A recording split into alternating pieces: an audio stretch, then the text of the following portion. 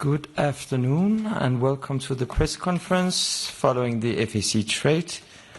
On stage we have the Danish Minister for Foreign Affairs, Mr. Lars Løkke Rasmussen, and the Commissioner for Trade and Economic Security, Mr. Maros Sefcovic. As always, we will start by a brief statement by the Minister and the Commissioner, and afterwards we'll open the floor for questions. Minister, the floor is yours. Thank you. Good afternoon, everybody. First of all, I want to thank you very much, Maros, for being here with me today on this my maiden voyage, chairing a council meeting after Denmark took over the EU Presidency 1st of July. Today, we discussed the state of play and prospects for EU-US trade relations, including possible EU countermeasures, in light of the ongoing negotiations for an agreement in principle, as well as President Trump's announcement over the weekend of 30% general tariffs on the EU from the 1st of August, which I must say member states find absolutely unacceptable and unjustified. We are committed to continuing working with the US on a negotiated outcome. It has to be a mutually beneficial agreement on terms that are acceptable to both sides. At the same time, we are prepared for all possible scenarios.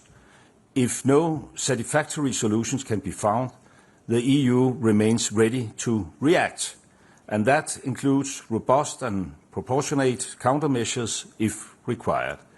And there was a strong feeling in the room of unity, so this statement is a statement which unites all of us. We also discussed the EU's ongoing trade negotiations with other partners in a time of rising protectionism and geopolitical uncertainty. It is more important than ever that we in the EU do not turn our backs to the rest of the world, but quite doing the opposite. Instead, continue to seek new and alternative strategic partnerships and expand and diversify our trade relations.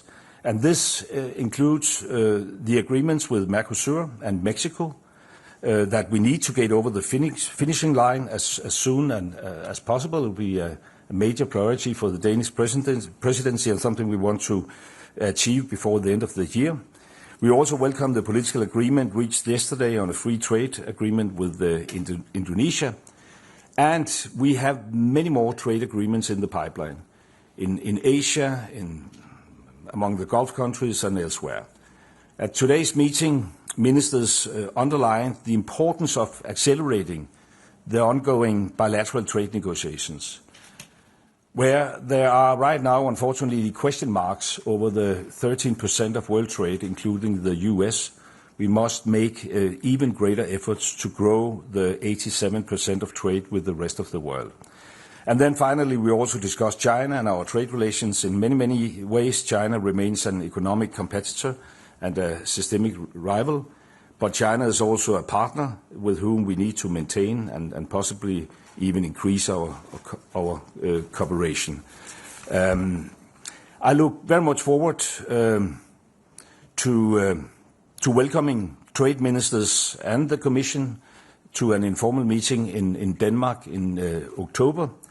Well, we have to see whether we can postpone next meeting until October, but we plan for an informal meeting in October. But until then, I am assured that you, Maros, and your great team will continue your hard work promoting and protecting European trade investments. And as a presidency, we, of course, stand ready to convene the Council whenever needed. Thank you. Thank you, Minister. Commissioner, please. Thank you very much. Good afternoon for me as well. First, Lars, I would say that it's great to have a very experienced presidency in this challenging time and very experienced chair, as it was proved throughout our discussion today. I would echo what the Minister just underlined, that we had extremely valuable discussion on the three topics that are to a great extent interconnected, and it just underlines this increasingly challenging context for international trade. Starting with EU-US relations, I really appreciate the strong and continuous support for the Commission expressed around the table today. From day one, the EU has approached the talks with the United States in a good faith, constructively and with the full intensity throughout. And I discussed with the ministers the next steps for the upcoming weeks up to the new deadline of August 1st and beyond, and I see the need to focus on 4 areas. First, negotiations. We remain convinced that our transatlantic relationship deserves a negotiated solution, one that leads to renewed stability and cooperation. Later today, I will continue my engagement with my US counterparts. The EU, as you know very well, never walks away without genuine effort, especially considering the hard work invested, how close we find ourselves to making a deal, and the clear benefits of the negotiated solution. But as I have said before, it takes 2 hands to clap, hence the second strand, rebalancing measures. We must be prepared for all outcomes, including, if necessary, well-considered, proportionate measures to restore balance in our transatlantic relationship. Our rebalancing measures on steel and aluminium are suspended until early August, and today the Commission is sharing with the Member States the proposal for the second list of goods, accounting of some 72 billion euros worth of US imports. They will now have a chance to discuss it. This does not exhaust our toolbox, and every instrument remains on the table. Third, I see the value in open and ever closer channels of communication with our like-minded partners. Fourth, the EU is doubling down on efforts to open new markets, and we dedicated an entire session to the ongoing negotiations. This morning, I highlighted one major milestone, our fresh political agreement in the negotiations with Indonesia, one of the world's largest economy. Our well-advanced negotiations with Thailand, the Philippines and Malaysia are other tangible examples of the EU's dedication to strengthen ties with Southeast Asia. We are in intensive negotiations with India, aiming to reach a commercially meaningful agreement by the end of this year, and I have personally engaged with my counterpart Piyush Goyal on more than 10 occasions, and I'm sure many more to come. Next week, I will meet Minister Thani Al-Zeoudi to maintain the positive momentum in our negotiations with the United Arab Emirates.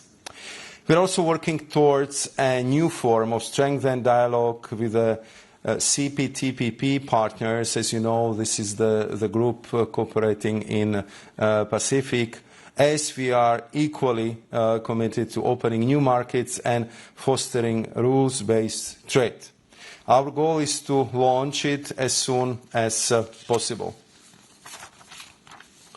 And one important piece of homework, and I would like to thank the Danish Presidency for being supportive to this effort, because we can do it only together, and this is to explore specific ways to shorten the time from the conclusion of trade and investment agreements to its actual implementation. I would like us to approach this issue in a systemic way, as the process lasts on average 22 months for EU-only agreements, and I see it as a loss of precious market access for our companies with the markets with whom we actually politically concluded the trade agreements, but it takes us a very long time to actually implement them. Turning to EU-China relations, the third topic of today's discussions, to advance our trade and investment relationship, we need to rebalance it by ensuring a level playing field, and this will ultimately inject much needed predictability and reliability. One of the most pressing issues requiring solution is export controls on rare earth. Following my meeting with my counterpart, Minister Wang Wentao, technical engagement continues, and we are seeing some progress in the fast-tracking applications destined for the EU market. However, a systemic solution here is still needed.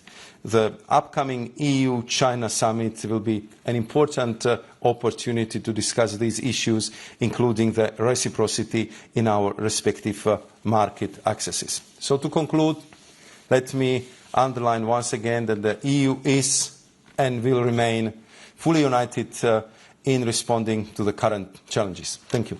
Thank you, Commissioner. Let's open the floor. Please start by stating name and media.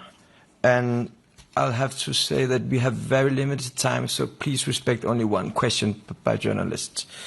Let's start by Camille. Hi, Camille Gaze from Politico. Thanks so much for the question. So my first question would be to both the Commissioner Šefčovič and Minister Rasmussen. So the EU has been saying, and the European Commission has been saying for quite some time, that all instruments are on the table. But as we near the July 14 deadline, one of the retaliation packages was again postponed. So I'm just wondering, how should we make sure that the European Union is still credible in its dealing with the United States when it comes to retaliation, and shouldn't we escalate to de-escalate in a way? And then the second part of my question would be to know whether you think the time has now come to trigger the anti-coercion instrument in light of the latest U-turn from US President Donald Trump. Thank you very much. Well, I don't believe in the idea of escalating to de-escalate. I believe in us being steadfast in our approach. And there was a total unified position among ministers that we should be ready to respond if needed. And that's why we start the preparatory work, as the Commissioner just said. There will be a new second package, which will be circulated among countries. And then we leave no, we will come back to the other issues. I mean, we do not want a trade war with the US. We want to avoid it. And we had, I think, many of us, and I want to thank the Commissioner for being very transparent in his negotiations with the US team, the clear impression that we was very, very close an agreement in principle. Unfortunately, it wasn't possible due to this presidential letter, but it is still our major vision that we should reach an agreement. But we also want to send a clear signal that it must be a fair deal for everybody, and if that's not possible to reach, then we will leave out no options, and we know very well that we have a toolbox with a lot of tools. I totally agree with the description of the President of the Council. What I would add is about the postponement of the measures. As you know, there have been certain deadlines inserted in our decisions, and they would kind of lead to the imminent triggering of these measures. And we, as we clearly stated, we want to use every day, every possibility and every minute until the 1st of August to find a negotiated solution. That's a clear preference of all the ministers. But as it was also very obvious from the discussions today, the 30% is absolutely unacceptable. This is the level which is absolute prohibitive to any trade. So in this case, we clearly would negotiate as intensely as required and as intensely as possible. And of course, we'll try to deliver the results by the 1st of August. But if this would not be possible, it was also very clear today, and I have to say that comparing to the previous discussions we had with the ministers, now it came very clear across the table. So if this is a situation, we have to protect the jobs, we have to protect the businesses, we have to protect EU economy, and we need to go for these rebalancing measures. That message was strongest I've witnessed since we started the discussion with the US, and therefore we'll negotiate first, but we'll prepare at the same time. And of course, as I said, concerning also anti-coercion instrument, everything is on the table, but we'll take it step by step and one thing after another. Go for Financial Times. Andrew, please.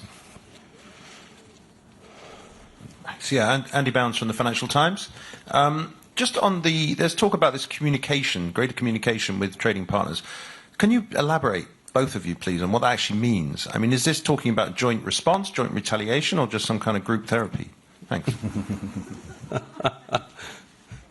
I think we are not in the need of that one, but I think we are already by now quite battle hardened by the tough negotiations, and you've been following us through several of them, so you know that it's true. But of course, it's very good to compare the notes. As you see right now, all the major trading partners of US got the letter, all of them. And got the letter between 25 to 35%, so it's only natural that first and foremost we want to compare the notes. Secondly, we also want to discuss how this is affecting the economy, the trading partners, and of course we are very obviously also discussing what we can do to trade more with each other. That was a very clear message from the trade ministers today. Work as hard as possible on new market access, use the existing free trading agreements which are there, and we happen to have the free trade agreements now with all of these major trading partners, and we intend to use them to the maximum. Could I just add that until now our American friends have achieved one deal and 23 threats, so it makes a lot of sense that those of us who are threatened compare notes, as the Commissioner said. And I think we shouldn't underestimate our power. If you look at the figures, I mean, what we have on FTAs on the table substitute a lot in comparison with trade with US. The single market, if we enhance the single market, I think the figures are very well known. If we increase trade among ourselves by 2.5%, it will substitute a decrease in US by 20%. So it shouldn't overshadow the fact that we are going for a deal with US, but we shouldn't underestimate the strength of our position. Thank you. And I think we'll go for Lise. Hi, Lise Hesselund from TV2 Denmark. My question is for you, Mr. Šefčovič. Two questions, if I may. First of all, what exactly makes you so sure that there is still a way for these negotiations? You have been negotiating with the Americans for many weeks. So what exactly makes you sure that that there is a possibility that these negotiations will succeed? And also, would you consider in the Commission to take these negotiations to the highest level?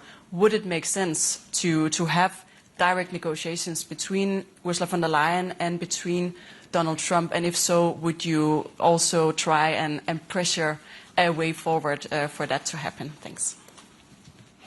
I think to answer your first question, of course.